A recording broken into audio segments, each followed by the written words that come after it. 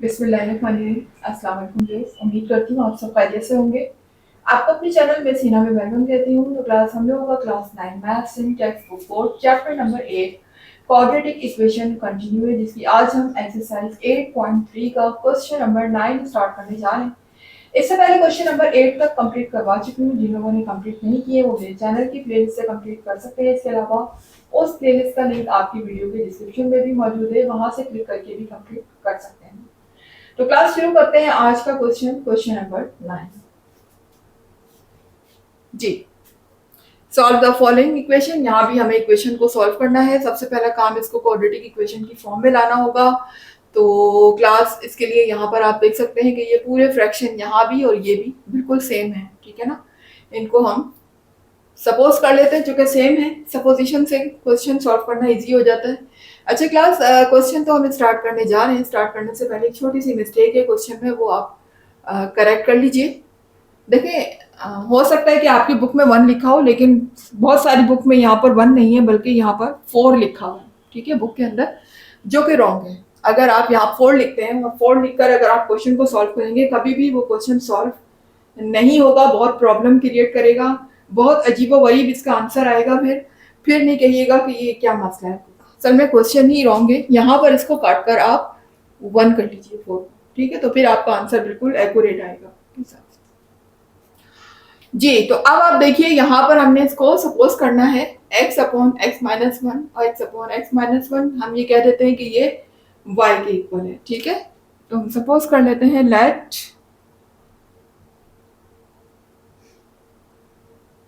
x upon x minus 1 equal to 1। अब जहां जहां x upon x minus y है वहां मैं क्या पुट कर दूंगी, y। देखिए मैंने यहाँ भी y पुट कर दिया, और इस ब्रैकेट के ऊपर आप देख सकते हैं स्क्वायर लगा हुआ है, तो हम y पर भी स्क्वायर लगा देंगे, ठीक है। इसी तरह से यहाँ देखिएगा x अपॉन x माइनस 1 की प्लेस में हम लगा देंगे y, और आगे आ जाएगा प्लस 1 इज इक्वल टू 0। जी देख सकते हैं अब हमारी ये क्वाड्रेटिक इक्वेशन की फॉर्म बिल्कुल आ चुकी है, ठीक है। आप देख सकते हैं कि इक्वेशन जो है वो स्टार्ट हो रही है हाईएस्ट पावर वेरिएबल की स्क्वायर से, और राइट साइड पर मेरा 0 भी लिखा है, जो कि इंडिकेट करता है कि ये इक्वेशन स्टैंडर्ड फॉर्म है किसकी, क्वाड्रेटिक इक्वेशन की, ठीक है। तो अब यहाँ पर क्वाड्रेटिक इक्वेशन आ चुकी है। आपके पास 3 मेथड हैं। आप क्वाड्रेटिक फॉर्मूला भी अप्लाई कर सकते हैं, आप चाहे तो इसको मिडिल टर्म ब्रेक से भी सॉल्व कर सकते हैं, या फिर आप कंप्लीटिंग स्क्वायर वाला मेथड भी अप्लाई कर सकते हैं। लेकिन अगर तीनों मेथड को कंपेयर किया जाए तो मेरे ख्याल में फैक्टराइजेशन मेथड यानी कि मिडिल टर्म ब्रेक जो है वो सबसे बेस्ट है, क्योंकि वो कम टाइम में हो जाता है, ठीक है। तो मैं उसी मेथड को प्रेफर करती हूँ। आप चाहें तो किसी भी मेथड से इसको सॉल्व कर सकते हैं, आंसर पे कोई फर्क नहीं आएगा। किसी भी मेथड से सॉल्व करें आंसर सेम आएगा, ठीक है जी। तो अब हम यहाँ पर मिडिल टर्म ब्रेक करने जा रहे हैं। तो क्लास मिडिल टर्म ब्रेक के लिए हम करते हैं कि लास्ट नंबर को फर्स्ट नंबर से पहले मल्टीप्लाई करते हैं, यानी y स्क्वायर के कोफिशिएंट से। तो 1 4 जा 4 हो जाएगा। अब मुझे मिडिल टर्म को इस तरीके से ब्रेक करना है 2 नंबर्स में कि अगर उनको मैं मल्टीप्लाई करूं तो मुझे 4 मिल जाए, और अगर मैं उनको प्लस करूं तब भी मुझे 4 ही मिल जाए, ठीक है ना। तो प्लस होगा, क्योंकि लास्ट नंबर से पहले आप देख रहे हैं कि साइन प्लस लगा हुआ है। तो यहाँ पर हम उन 2 नंबर्स को जो ब्रेक कर रहे हैं उनको हमने लाजमी प्लस ही करना है। गलती माइनस करने की कर भी मत लीजिएगा, आपकी मिडिल टर्म ब्रेक रॉन्ग हो जाएगी, ठीक है जी। तो अब यहाँ पर हम ऐसे कौन से 2 नंबर लेते हैं ब्रेक करने के लिए जिनको मल्टीप्लाई करने पर भी 4 मिले और जिनको प्लस करने पर भी 4 मिले। तो देखें, अगर मैं 2 को 2 से मल्टीप्लाई करती हूँ तो 2 2 सा हो जाता है 4, और 2 और 2 को प्लस करें तब भी 4 आता है। बहुत आसानी से मिल गया इसके फैक्टर, बिल्कुल भी मेहनत नहीं करनी पड़ी। तो कर लेते हैं फिर। अब चूंकि यहाँ पर हम प्लस करेंगे तो मिडिल टर्म में जो भी साइन लगा हुआ है माइनस का लगा हुआ है, तो हम दोनों टर्म के साथ माइनस साइन ही लगाएंगे। सेम साइन लगता है हमेशा जब भी हम प्लस करते हैं। डिफरेंट साइन कब लगता है, जब 2 नंबर्स को आपस में सेपरेट किया जाता है। लेकिन यहाँ हम लगाएंगे सेम साइन जी। यहाँ पर लिखेंगे -2y, again -2y plus 1 is equal to 0 जी। नेक्स्ट स्टेप में क्या करते हैं हम, टू टर्म्स का कॉमन लेते हैं, फिर लास्ट 2 टर्म्स का कॉमन लेते हैं। तो ले लेते हैं, यहाँ पर देखिए कॉमन क्या आएगा, तो 2 आ जाएगा क्योंकि 2 के टेबल में 4 और 2 दोनों आते हैं। दूसरा यहाँ पर y भी कॉमन है क्योंकि एक एक y दोनों के पास है। अब 2 का टेबल इतना पढ़ेंगे, 4 आ जाए तो 2 2 जा 4, और y स्क्वायर में से एक y बाहर कॉमन आ चुका है तो 1 y इज रिमेनिंग। इसी तरह से यहाँ देखिए ये 2y पूरा का पूरा बाहर कॉमन आ चुका है तो अब यहाँ पर 1 है। ठीक है, इन दोनों में बाहर अगर कॉमन नहीं भी आ रहा है, मैंने आपको बताया था कि कुछ कॉमन अगर ना भी आए तभी हम कॉमन तो लेंगे, तो वो कॉमन क्या होगा, 1। शुरू में माइनस साइन लगा हुआ है तो हम माइनस लगाएंगे, कॉमन लिया हमने 1। उसके बाद ये हो जाएगा 2y। अब इस माइनस साइन को अंदर वाले साइन से मल्टीप्लाई करेंगे तो माइनस प्लस माइनस हो जाएगा और 1 1 जा 1 इज इक्वल टू 0। जी, अब देखिएगा ये ब्रैकेट आपके सामने कॉमन आ चुकी है, जो कि एक बहुत बड़ी कंडीशन है मिडिल टर्म ब्रेक की, कि इस ब्रैकेट के लाजमी इक्वल ही आना चाहिए। लाजमी इक्वल आएगी जब भी आप मिडिल टर्म ब्रेक करेंगे। तो इस चीज का भी बहुत ख्याल रखना है मिडिल टर्म ब्रेक करते हुए कि अगर ये ब्रैकेट इसके इक्वल आ रही है तब तो समझे कि आपने कोई मिस्टेक नहीं की है, लेकिन खुदा ना खास्ता अगर ये ब्रैकेट आपस में इक्वल नहीं आ रही तो इसका मतलब फिर आप कहीं ना कहीं मिस्टेक कर रहे हैं। ठीक है, तो हम 2y माइनस 1 को कॉमन ले लेते हैं। अब देखिए अंदर यहाँ पर जब ब्रैकेट बाहर आ गई तो यहाँ से क्या बचा, 2y। सेम इसी तरह से यहाँ भी ब्रैकेट कॉमन आ चुकी है तो यहाँ भी -1 रिमेनिंग। दोनों ब्रैकेट मल्टीप्लाई हो रही है, दोनों 0 के इक्वल हैं, तो हम 1 बाय 1 दोनों को 0 के इक्वल ले लेते हैं। ये हो जाएगा 2y minus 1 equal to 0, 2y minus 1 equal to 0। यहां से अगर मैं y की वैल्यू फाइंड करना चाहूं तो कैसे करूंगी, ये 1 इधर माइनस है, उधर शिफ्ट होने के बाद प्लस हो जाएगा। सेम इसी तरह से यहां पर ये 1 माइनस है, वहां शिफ्ट होने के बाद प्लस हो जाएगा। यहां से अगर मैं y की वैल्यू लूं तो देखिए 2 यहां पर मल्टीप्लाई हो रहा है, यहां शिफ्ट करूंगी तो वो डिवाइड हो जाएगा, किससे, 1 से, क्योंकि y की वैल्यू यहां पर आ चुकी है। इसी तरह से यहां भी 2 डिवाइड हो जाएगा तो यहां भी एक y की वैल्यू आ चुकी है। जी, तो y की फॉर्म में आंसर आ रहा है मेरा, जबकि क्वेश्चन मेरा क्या है, x की फॉर्म में। हमें इसे y को किस में कन्वर्ट करना है, दोबारा से x में कन्वर्ट करना है। तो उसके लिए हम क्या करेंगे कि जो हमने शुरू में वैल्यू सपोज की थी इसको y के इक्वल रखा था, तो अगेन y के प्लेस में हम दोबारा से ये पुट कर देते हैं। ठीक है, तो लिख दीजिएगा put x upon x minus 1 in place of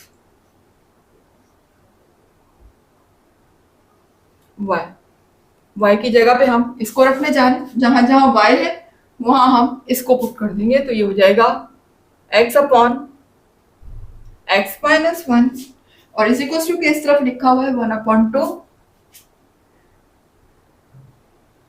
ji, same यहां भी हम यही काम करेंगे, y की प्लेस में यहां रख देंगे x upon x minus 1 is equal to यहां भी 1/2 ही लिखा हुआ है। ठीक है, अब देखिए यहां पर हम करेंगे क्या, यहां हम ये करेंगे क्रॉस मल्टीप्लाई, यानी 2 इधर डिवाइड हो रहा है, यहां आने के बाद मल्टीप्लाई हो जाएगा, ये इधर डिवाइड हो रहा है, यहां शिफ्ट होने के बाद मल्टीप्लाई हो जाएगा। ठीक है, तो कर देते हैं, इसको इससे मल्टीप्लाई करवा देते हैं और ये 1 से मल्टीप्लाई हो जाएगा। तो पता है कि 1 से मल्टीप्लाई होगा तो इसमें तो कोई फर्क पड़ेगा नहीं, तो हम एज इट इज इसको कॉपी कर देते हैं। ठीक है, सेम यही काम यहां भी होगा, 2 यहां मल्टीप्लाई हो जाएगा तो 2x हो जाएगा और ये 1 से मल्टीप्लाई होगा तो x माइनस 1 हो जाएगा। उम्मीद है कि यहां तक समझ आ रहा होगा। अब x को x के पास ले आते हैं हम, तो ये देखें ये x इधर प्लस है, इधर आने के बाद माइनस हो जाएगा, इधर मेरा रह गया -1। सेम इसी तरह से यहां भी देखिएगा, ये x इधर प्लस है, इधर आने के बाद माइनस हो गया, इधर मेरा रह जाएगा -1। अब 2x प्लस का x माइनस का डिफरेंट साइन है, अपोजिट साइन है, तो हम क्या करेंगे, सब्ट्रैक्ट करेंगे, 2 में से 1 को माइनस करेंगे तो यहाँ पर बचेगा x। याद रखिएगा पावर को ऐड नहीं कर दीजिएगा, बाद बच्चे यहाँ गलती ये करते हैं, पावर को भी ऐड कर देते हैं। कभी भी सब्ट्रैक्शन या एडिशन में पावर ऐड नहीं होती, पावर ऐड होती है मल्टीप्लाई में। याद रखिए, बार बार इसलिए बताती हूँ ताकि ये मिस्टेक्स आप एग्जाम में हरगिज ना करें, ठीक है। उसके बाद यहाँ पर x की वैल्यू मेरी आ जाएगी -1। सेम यही काम हम यहाँ भी करेंगे, 2x में से x को माइनस करेंगे तो यहाँ x रिमेनिंग होगा, यहाँ भी x की वैल्यू -1 आ गई। ठीक है, आप देख सकते हैं कि x की दोनों वैल्यू सेम आ रही है, तो हम इनको 2 बार नहीं लिखेंगे बल्कि एक ही बार लिखना काफी है, क्योंकि वैल्यू सेम है हमारी, एक जैसी है। तो सॉल्यूशन सेट मेरा आ जाएगा -1, दैट इज ओवर आंसर। अब आ जाते हैं नेक्स्ट पार्ट की तरफ। जी, तो क्लास आ गई क्वेश्चन नंबर 10 की तरफ, देख सकते हैं। तो क्वेश्चन नंबर 10 बिल्कुल क्वेश्चन नंबर 6 की तरह है, बिल्कुल जैसे हमने क्वेश्चन नंबर 6 में किया था कि इसको हमने ब्रेक किया था। यहाँ आप देख सकते हैं कि पावर जो मेरी लिखी हुई है वो वेरिएबल की फॉर्म में, ठीक है ना। तो हम इसको पावर को ब्रेक करके लिखेंगे, और ये आपको ब्रेक करना मैंने बहुत अच्छे तरीके से एग्जाम्पल देके क्वेश्चन नंबर 6 में समझाया था। चलिए थोड़ी सी हिंट दे देती हूँ, बस इतनी बता दूंगी आपको कि देखिए यहाँ पर अगर इस तरीके से लिखी हो 2 पावर x की, एक पावर मैं यहाँ 2 लगा दूं, एक पावर यहाँ 1 लगा दूं, क्योंकि यहाँ मल्टीप्लाई हो रहा है। देखिए डॉट का मतलब मल्टीप्लाई है, अब यहाँ मल्टीप्लाई हो रहा है तो इसका मतलब अगर बेसिस सेम है, ये भी x है ये भी, तो इनकी पावर ऐड हो जाती है, यानी 2 + 1 हो जाएगी। अगर हम इस फॉर्म को इस फॉर्म में लिख सकते हैं तो इसका मतलब ये है कि हम इस फॉर्म को इसमें भी लिख सकते हैं। अब फर्ज करें हमारे पास ये वाली फॉर्म है, ये वाली फॉर्म नहीं है, अगर इस तरह से लिखा हुआ है 2 + 1, तो अगर मैं ये ब्रेक की हुई टर्म को एक साथ लिख सकती हूँ, तो एक साथ लिखी हुई टर्म को दोबारा से ब्रेक भी कर सकती हूँ ना। किस तरीके से, यानी 2x को मल्टीप्लाई की फॉर्म में लिखूं, एक के साथ पावर 2 लगा दूं, एक के साथ पावर 1 लगा दूं, बस इसको मैंने इसमें कन्वर्ट किया है, इसको मैंने इसमें कन्वर्ट कर दिया, ठीक है। तो देखिएगा यहाँ पर 2 पावर मेरी लगी हुई है और दोनों क्या हो रही हैं, प्लस हो रही है, ठीक है। तो हम इनको ब्रेक कर सकते हैं, यानी 9 को मैं मल्टीप्लाई की फॉर्म में लिखूं, यहाँ बेस क्या है 9 है, और एक 9 के साथ पावर x लगा दूं, दूसरे के साथ पावर 2 लगा दूं। सेम इसी तरह से यहां भी हम ये कर सकते हैं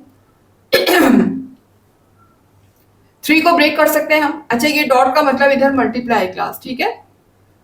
यहां भी देख सकते हैं आप, एक 3 के साथ पावर x लगा दूं, मल्टीप्लाई करूं दूसरा 3, और दूसरे के साथ पावर 1 लग जाए, आगे लिखा हुआ है +1 = 0, ठीक है जी। अब आप देख सकते हैं यहाँ पर 9 की पावर x है, जबकि यहाँ 3 की पावर x है, ठीक है। तो हमें सपोज करने के लिए वैल्यू का सेम करना बहुत जरूरी है ना। अलग अलग तो मैं सपोज नहीं करूंगी कि 9 को अलग करूं 3 को अलग करूं, तो कोशिश करें कि एक जैसी बनाने की कोशिश करें, इनके 2 टर्म्स जो इसको हम सपोज करने जा रहे हैं वो एक जैसी हो जाए। तो जाहिर है 3 को तो 9 बनाना पॉसिबल नहीं है, लेकिन हम 9 को 3 बना सकते हैं। वो कैसे, कि अगर मैं यहाँ पर 9 के बजाय 3 का स्क्वायर कर दूं इस तरीके से, होल पावर x ही लगी हुई है, ठीक है ना। 3 का मैंने यहाँ स्क्वायर कर दिया ताकि मुझे 3 की फॉर्म में मिल जाए, क्योंकि ये 3 की फॉर्म में लिखा है।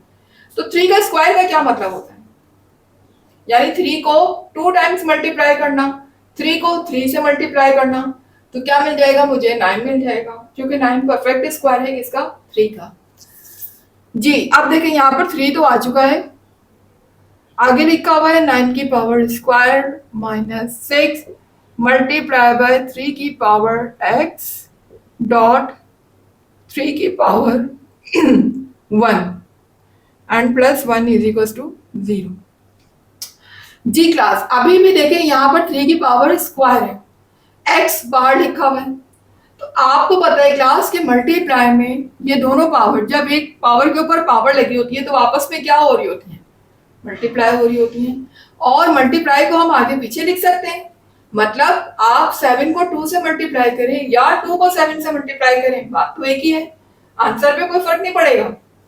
इसी तरह से यहाँ पर अगर मैं 2 को x से मल्टीप्लाई करती हूँ तब भी 2x होगी पावर, या x को 2 से मल्टीप्लाई करें तब भी पावर 2x होगी। कुछ नहीं करें, बस इनकी जगह चेंज कर दें, x को अंदर लिख दें और 2 को लिख दें बाहर। ये देखें, ठीक है, x मेरा अंदर आ गया, 2 बाहर आ गया। भाई मल्टीप्लाई तो यहाँ भी हो रहे थे, मल्टीप्लाई यहाँ भी हो रहे हैं, आंसर में तो कोई फर्क नहीं पड़ा ओवरऑल। ठीक है,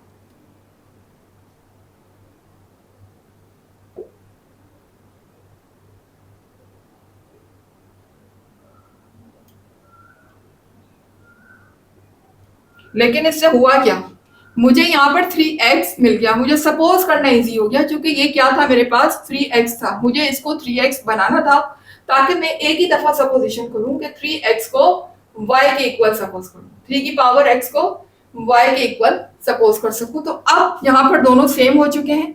अब मैं यहाँ पर अपना सपोज कर लेती हूँ कि लेट 3 की पावर x मेरा इक्वल है y के। ठीक है, 3 की पावर x किसके इक्वल है, y के। अब जहां जहां 3 की पावर x लिखी हुई है वहां मैं क्या लिख सकती हूँ, y। यहाँ y लगा दूंगी मैं। ठीक है ना, y इस 3x की प्लेस में आया है, होल पावर क्या लगी हुई है, स्क्वायर, तो y के ऊपर स्क्वायर आ जाएगा। इसी तरह से यहां देख सकते हैं 9 स्क्वायर माइनस 6 डॉट 3 की पावर x किसके इक्वल है, y के, तो यहां मैं y लिख देती हूँ।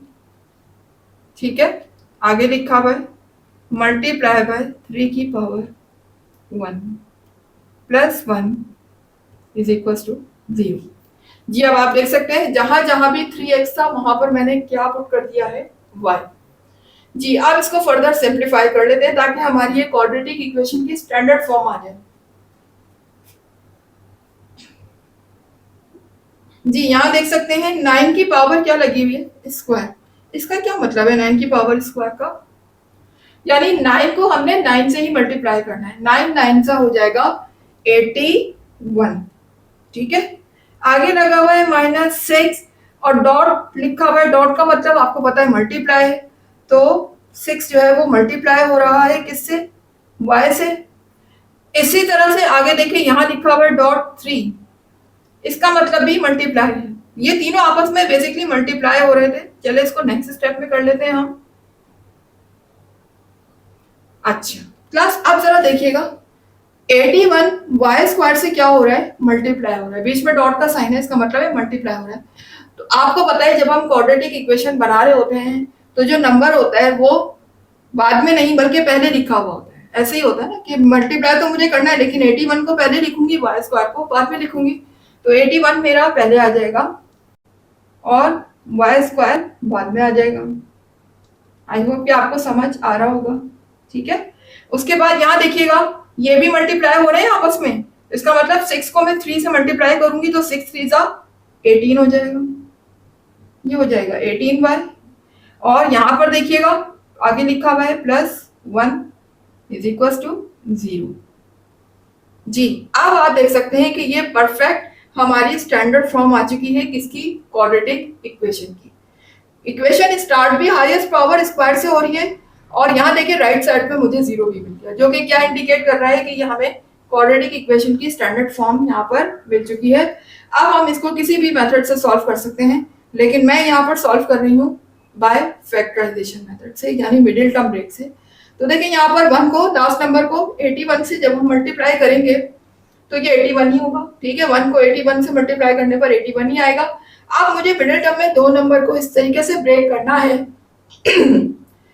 कि उनको मल्टीप्लाई करने पर मुझे 81 भी मिले और उनको प्लस करने पर मुझे 18 भी मिले।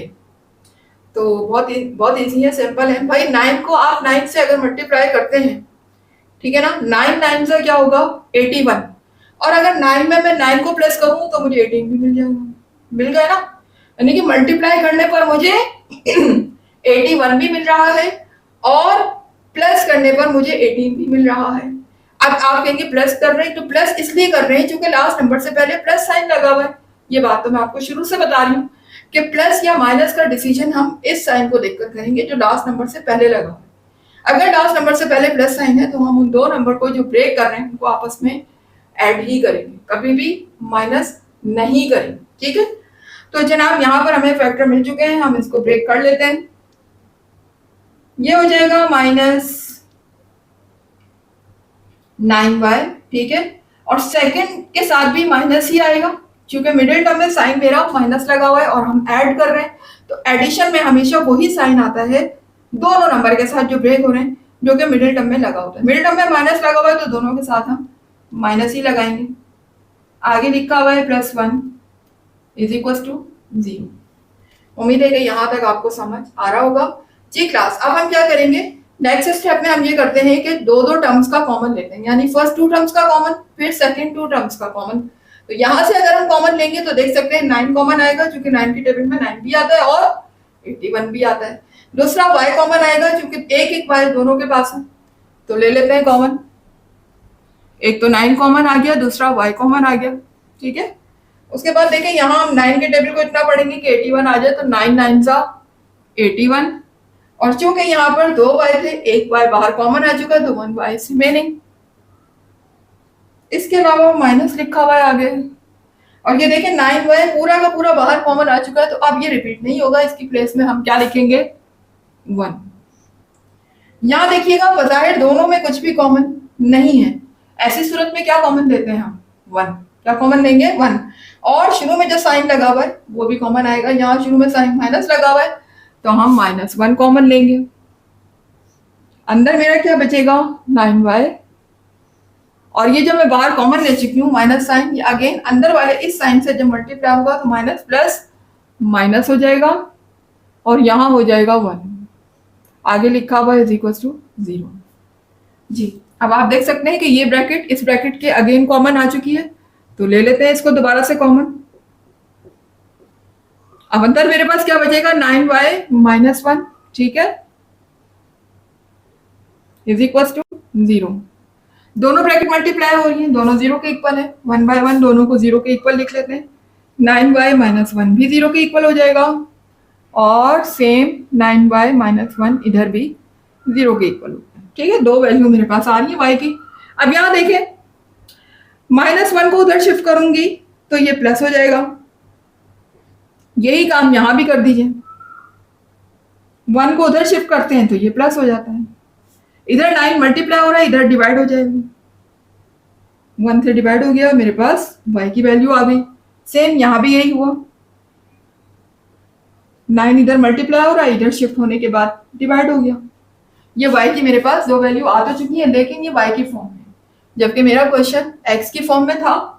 तो अगेन अब y की प्लेस में हम वही वैल्यू पुट कर देते हैं जो कि हमने सपोज की थी। ये देख लीजिए यहाँ पर लिखा हुआ है लेट 3 की पावर x को मैंने किसके इक्वल सपोज किया था, y के।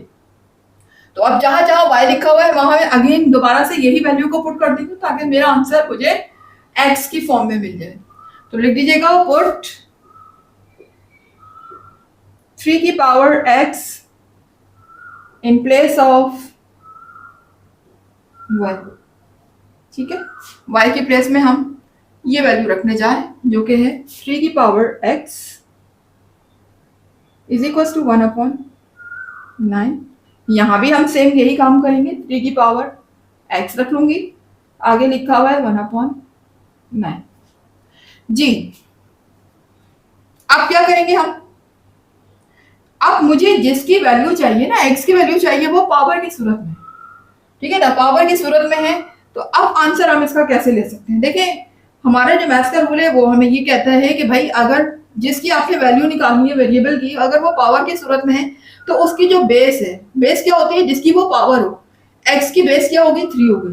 तो अगर हम इजिकल्स टू के इस तरफ लेफ्ट साइड वाली और राइट साइड वाली बेस को सेम कर दें, यानी किसी भी तरह, जैसे इसकी बेस 3 है, यहाँ भी अगर हम 3 ले आए तो उन दोनों की जो भी पावर होगी ना वो भी आपस में इक्वल कंसिडर की जाएगी, क्योंकि हम एक चीज को इक्वल कर दें ना, अगर हम बेस को इक्वल कर देते हैं तो नॉर्मली ऑटोमेटिकली हमारी जो पावर है वो भी आपस में इक्वल हो जाएंगी। तो हम किसी भी तरह से यहाँ बेस को 3 बनाने की कोशिश करते हैं। कैसे करेंगे भाई, यहाँ 9 नीचे लिखा हुआ है ना, मैं इसको ऊपर ले आती हूँ। नीचे 9 की पावर क्या होगी 1 होगी, ठीक है। तो पहला काम तो ये करें, देखिए डायरेक्ट 9 को ऊपर नहीं लाए, पहले नीचे ही हम इसको 3 बना सकते हैं। कैसे बना सकते हैं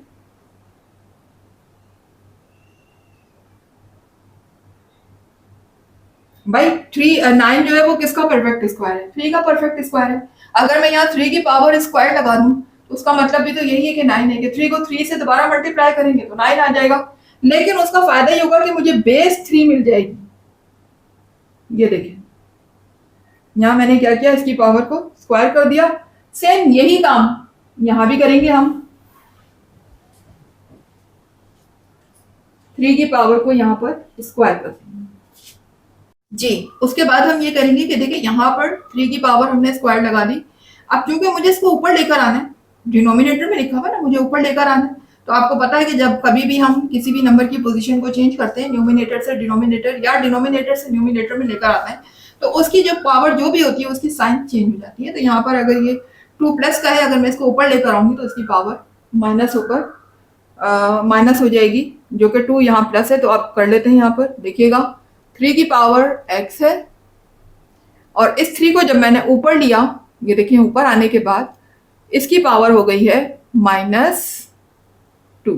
क्या हो चुकी है इसकी पावर? -2।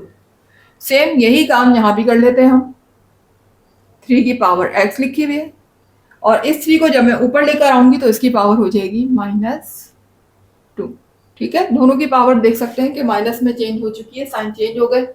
अब जरा आप गौर करें तो क्लास देखें, अब ये बेसिस सेम हो गई दोनों की, इक्वल, लेफ्ट साइड की भी और राइट साइड की, दोनों की मैंने क्या कर दी, बेसिस को सेम कर दिया, इक्वल कर दिया। जब बेसिस आपस में इक्वल हो गई तो इसका मतलब इनकी पावर ऑटोमेटिकली आपस में क्या हो जाएंगी, इक्वल हो जाएंगी। इसका मतलब अब हम x को इसके इक्वल लिख सकते हैं। ठीक है, तो यहां पर हम ये कह देंगे कि x इक्वल है -2 के।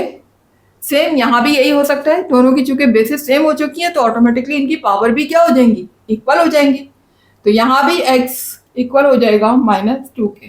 जी क्लास, अब आप देख सकते हैं दोनों ही x की वैल्यू सेम आ रही है मेरी, -2 तो इनको डबल लिखने की जरूरत नहीं है। आप सॉल्यूशन सेट एक ही बार लिख सकते हैं, दैट इज -2। ये हमारा सॉल्यूशन सेट है, दैट इज ओवर आंसर जी। तो क्लास यहाँ पर मेरा क्वेश्चन नंबर 10 हुआ कंप्लीट। इंशाल्लाह मिलते हैं नेक्स्ट वीडियो में नेक्स्ट क्वेश्चन के साथ। जब तक के लिए मुझे इजाजत दीजिएगा। आपसे इतनी रिक्वेस्ट है कि अगर वीडियो पसंद आ रही है, कॉन्सेप्ट क्लियर हो रहे हैं, कुछ सीख रहे हैं आप मेरी वीडियो से, तो फिर वीडियो को लाइक कीजिए, चैनल को सब्सक्राइब करके बेल आइकन को जरूर हिट कीजिएगा, ताकि हर नई आने वाली वीडियो का नोटिफिकेशन आपको टाइम पर मिलता रहे। इसके अलावा वीडियोस को ज्यादा से ज्यादा शेयर भी किया करें। हाँ, और अपना कमेंट देना मत भूलिएगा, बताइएगा जरूर कि वीडियो कैसी लग रही है, आपको कितना कॉन्सेप्ट क्लियर है। ठीक है, ओके, अल्लाह हाफिज।